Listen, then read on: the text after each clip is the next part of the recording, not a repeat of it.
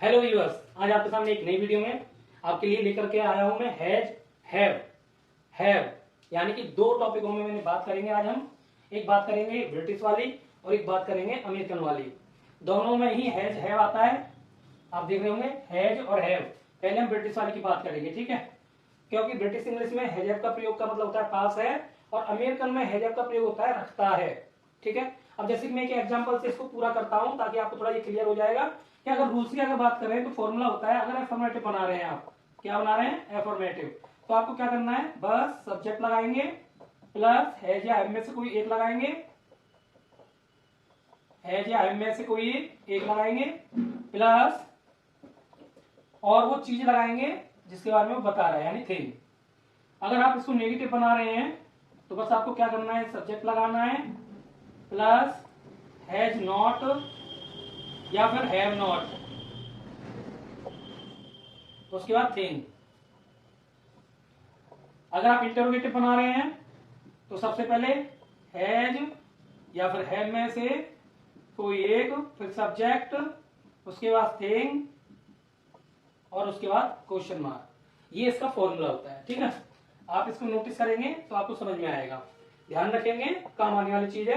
अब हम बात करेंगे अमेरिकन में। अमेरिकन में क्या होता है, अगर हम एफर्मेटिव बना रहे हैं तो एफर्मेटिव के लिए सबसे पहले सब्जेक्ट लगाएंगे, ठीक है, सब्जेक्ट लगाएंगे, उसके बाद हैज, उसके बाद जो चीज है वो लगाएंगे मतलब थिंग।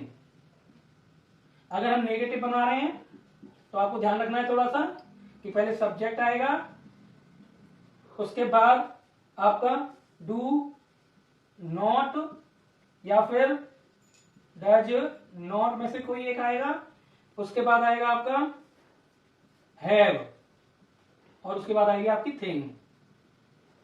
अगर आप इंटरोगेटिव बना रहे हैं तो सबसे पहले डू या फिर डज में से कोई एक आएगा, उसके बाद आपका सब्जेक्ट आएगा, उसके बाद आपका आएगा हैव और उसके बाद आएगी आपकी थिंग और फिर आएगा आपका क्वेश्चन मार्क।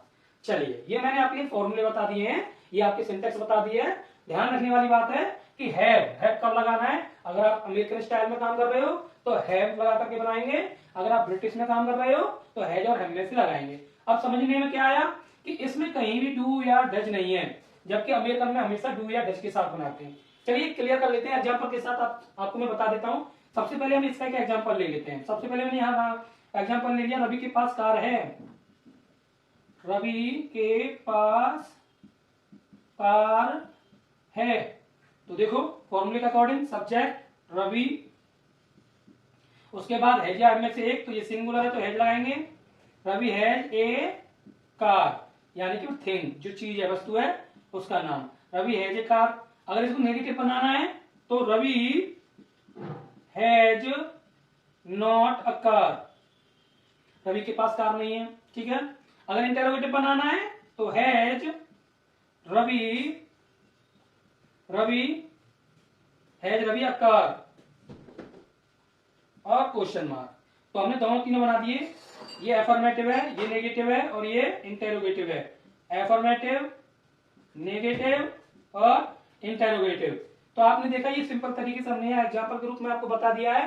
अब हम यहाँ अमेरिकन में बताने वाले हैं आपको। अमेरिकन में आपको क्या करना है, साहिल एक घर नहीं रखता है, चलो बनाते हैं।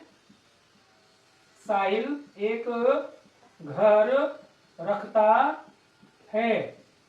तो देखो भाई साहिल, कोई दिक्कत नहीं, सब्जेक्ट लगाएंगे, सब्जेक्ट लगा दिया साहिल, उसके बाद एक वचन है हैज लगा दिया, एक घर रखता है, रखना की मीनिंग मैंने आपको बता दिया, हैज या हैव में से एक, तो हैज आ गई अ होम, ठीक है, तो कोई दिक्कत नहीं। अब ऐसे बनाए साहिल एक घर नहीं रखता है तो क्या करेंगे भाई, तो रूल्स के अकॉर्डिंग करना है, साहिल एक घर नहीं रखता है। ध्यान रखेंगे, रखना के लिए हमेशा हैव लगाएंगे, हैज या हैव। तो ऊपर वाला और ये वाला दोनों सेम थे, हैज और हैज आ गया, ठीक है। लेकिन जब हम सेकंड वाला आप करने वाले हैं इसमें थोड़ा चेंज होने वाला है, ध्यान रखने वाली बात है। सबसे पहले साहिल, अब सबसे पहले साहिल एक वचन है तो आप ध्यान रखेंगे डू, अब नॉट वाला बना रहे हैं, डू नॉट या डज नॉट, एक वचन है तो डज नॉट लगाएंगे। अब काम यहाँ पर थोड़ा सा चेंज हो गया है, रूल्स के अकॉर्डिंग सब्जेक्ट या डू नॉट या डज नॉट में से एक लगा दिया। एक वचन है तो डज नॉट। अब बात हैव, अब हैव लगाना है। मैंने पहले ही बताया रखना की मीनिंग यहां पर हमें करना हैव होती है। Does not have a home, लो जी ऐसे करना है। अगर इसको हम ऐसे बनाएं, साहिल एक घर, क्या साहिल एक घर रखता है? कोई दिक्कत नहीं, बना लेंगे। क्या साहिल एक घर रखता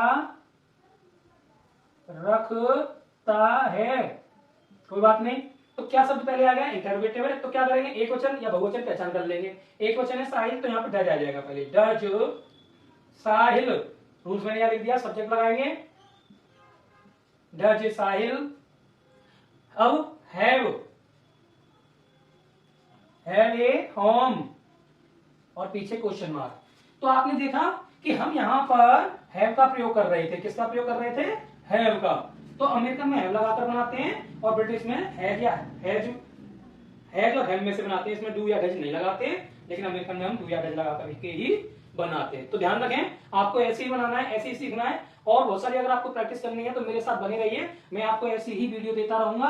आपको सिखाने का मेरा वादा है पूरा, मैं आपको सिखाता रहूंगा। अगर आपको प्रैक्टिस करनी है तो आज इस वीडियो की आप स्क्रीनशॉट लेकर के अपने पास रखें और इनसे मिले जुले बहुत सारे सेंटेंस आप घर पर बनाने का प्रयास करें। अगर आपको आंसर आता है या आपको करना आता है या आप बना सकते हैं तो आपके लिए मैं एक यू वर्क दे देता हूं जो आपको करना है। ठीक है, मैं करने के लिए आपको दे रहा हूं। क्या राकेश एक घर रखता है? यू वर्क है ये आपका। क्या है?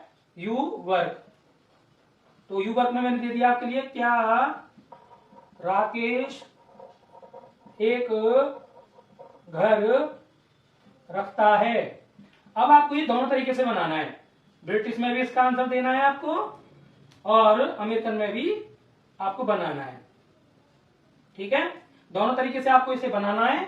अगर आपको वीडियो नीचे अगर आपको दिख नहीं रहा है तो मैं ऊपर लिख दूंगा, दिख रहा है कि नहीं? दिख रहा है तो ठीक है, नहीं दिख रहा है तो आप ये जो यू वर्क है आप इसको कमेंट जरूर किया करें ताकि मैं देख सकूं कि जो यूजर्स हैं वो सीख रहे हैं कि नहीं सीख रहे हैं, या कुछ कमी है तो मैं उसे बता सकूं।